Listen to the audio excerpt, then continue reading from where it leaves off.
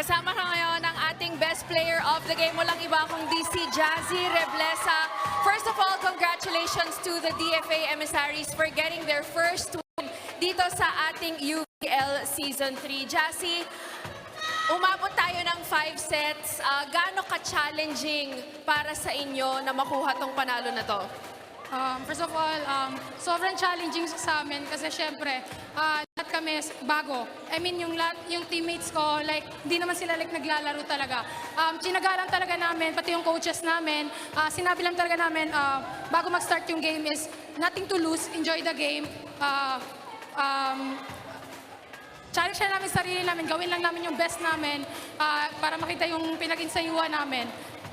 Yun lang naman. Sana mga coaches nyo na gusto nyong i-incorporate yung winning culture para dito sa DFA, gaano kagandang simula itong panalo na to para mapakita nyo that this season mas maraming panalo na yung makukuha ng DFA?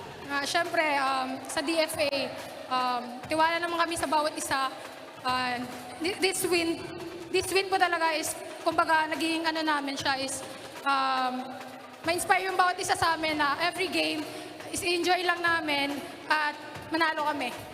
Nanggaling kayo sa 2-1. Naunahan kayo sa 2-1. Tapos pagdating ng set 4, you dominated that one. Pagdating ng set 5, naunahan ulit kayo. Nagkaroon kayo ng 4-0 run. Paano kayo nakabalik sa game na to? Sinabi ko kanina nung first game, kasi first game talaga is sobrang dikit eh.